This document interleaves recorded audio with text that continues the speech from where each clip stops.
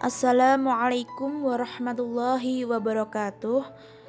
Kami dari kelompok 5 yang beranggotakan Diana Aisatul Lutfiyah, Himatul Husna, Yusuf Muhammad, Yuliatus Sa'adah, dan binti Lailatul Musdalifah. Di sini kami akan menyampaikan materi tentang memahami dan menganalisa penggunaan vaksin berbahan yang tidak halal. Langsung saja, yang pertama yaitu tentang konsep pembuatan vaksin. Di sini terdapat beberapa jenis dan pembuatan vaksin. Yang pertama yaitu vaksin inaktif. Vaksin inaktif mengandung seluruh atau sebagian kecil dari bakteri atau virus yang telah terbunuh. Vaksin inaktif merupakan satu dari 3 vaksin yang berlisensi saat ini. Salah satu vaksin yang menggunakan pendekatan teknologi ini adalah vaksin influenza. Secara komersial, produk vaksin tersebut dihasilkan dari virus influenza hidup yang ditumbuhkan di telur ayam berembrio. Pengguna vaksin ini juga membutuhkan dosis berulang dan atau dosis pendorong. Adjuvan seperti garam aluminium sering ditambahkan ke vaksin ini. Yang kedua yaitu vaksin yang dilemahkan. Vaksin yang dilemahkan secara langsung sangat efektif dalam memberikan perlindungan terhadap penyakit dan menghentikan penyebaran epidemi virus patogen. Teknologi vaksin yang dilemahkan telah diaplikasikan dalam pembuatan vaksin influenza, yaitu dengan memanfaatkan telur ayam berembrio yang dimurnikan dengan ultrasonografi gradien sukrosa. Teknologi ini sudah dikembangkan dengan baik, namun jika digunakan untuk virus jenis lain, maka harus ada pembaruan. Pembaruan tersebut beresiko mengubah komposisi produk vaksin. Yang ketiga yaitu vaksin subunit. Jenis vaksin ini lebih aman dan lebih mudah untuk diproduksi, tetapi seringkali membutuhkan penambahan bahan pembantu untuk memperoleh respon imun protektif yang kuat. Yang keempat yaitu vaksin berbasis vektor virus. Vektor virus dianggap sebagai teknologi potensial untuk terapi gen dan vaksin. Terapi gen pada penyakit genetik bertujuan untuk mengganti gen yang hilang atau rusak secara permanen dan hanya dapat dicapai jika sistem kekebalan menoleransi pembawa dan produk transgenik.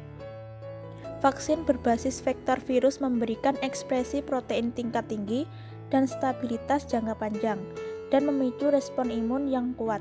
Vaksin berbasis vektor ini salah satu vaksin yang berlisensi. Tipe vaksin ini dibagi menjadi 2, yaitu replikasi vektor dan non-replikasi vektor. Virus yang sudah digunakan dalam perkembangan vaksin ini adalah adenovirus yang telah dikembangkan dan diujikan sebagai vaksin untuk penyakit HIV, malaria, dan kanker. Yang kelima yaitu vaksin berbasis DNA. Vaksin DNA merupakan teknologi yang berkembang pesat dan menawarkan pendekatan baru untuk mencegah beberapa penyakit, baik yang berasal dari bakteri ataupun virus. Teknologi ini melibatkan pengenalan asam nukleat ke dalam sel inang yang kemudian mengarahkan sintesis polipeptida yang dikodekan dan menstimulasi respon imun. Vaksin berbasis DNA dapat dihasilkan dengan cepat berdasarkan urutan virus, sehingga memungkinkan untuk cepat sampai ke pengujian klinik. Keuntungan lainnya adalah respon imun terhadap vaksin dapat diarahkan untuk memperoleh respon imun humoral atau seluler atau keduanya tanpa memerlukan vektor hidup atau teknik produksi biokimia yang kompleks. Yang terakhir yaitu vaksin berbasis RNA. Vaksin berbasis RNA merupakan salah satu teknologi vaksin berbasis asam nukleat yang sedang dikembangkan untuk COVID-19. Vaksin berbasis RNA merupakan kandidat yang menjanjikan karena kecepatannya dalam memperoleh urutan data patogen sehingga dapat diproduksi dengan cepat dan aman.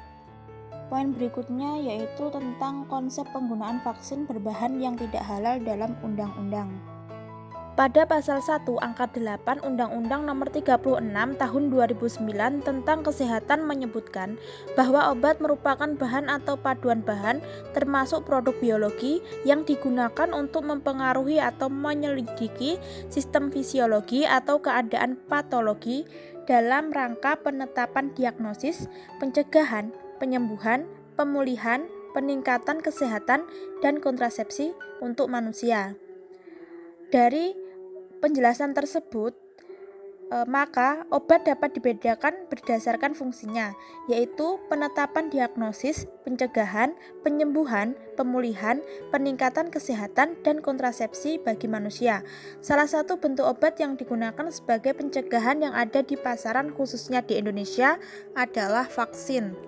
Jika dilihat dari kacamata hukum paten yang berlaku di Indonesia saat ini, apabila suatu produk tersebut dianggap haram, maka menjadi pertanyaan apakah invensi yang menghasilkan suatu produk berupa obat-obatan khususnya vaksin tetap dapat diberikan paten sebagaimana telah diatur dalam Undang-Undang Paten tahun 2016. Ketentuan invensi yang bertentangan dengan agama dalam pasal 9 huruf A Undang-Undang Paten tahun 2016 bersifat universal, yang artinya walaupun invensi yang menghasilkan produk berupa obat-obatan atau vaksin tidak sesuai dengan agama Islam, tetapi menurut agama lain yang dianut dan diakui di Indonesia, tidak menganggap bahwa invensi yang dimohonkan bertentangan dengan isi ajaran agamanya masing-masing, maka invensi tersebut tidak dapat ditolak, atau dengan kata lain ketentuan invensi yang bertentangan dengan agama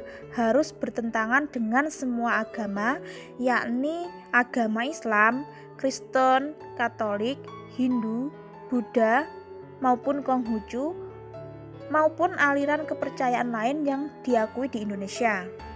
Yang selanjutnya tentang konsep penggunaan vaksin berbahan yang tidak halal dalam fikih dan fatwa MUI. MUI berpandangan bahwa setiap bahan yang terbuat dari babi atau turunannya haram dimanfaatkan untuk membuat makanan, minuman, obat-obatan, kosmetika, dan barang gunaan, baik digunakan sebagai bahan baku, bahan tambahan, maupun bahan penolong. Selanjutnya dalam fikih ada keadaan yang disebut darurat atau al-darurat.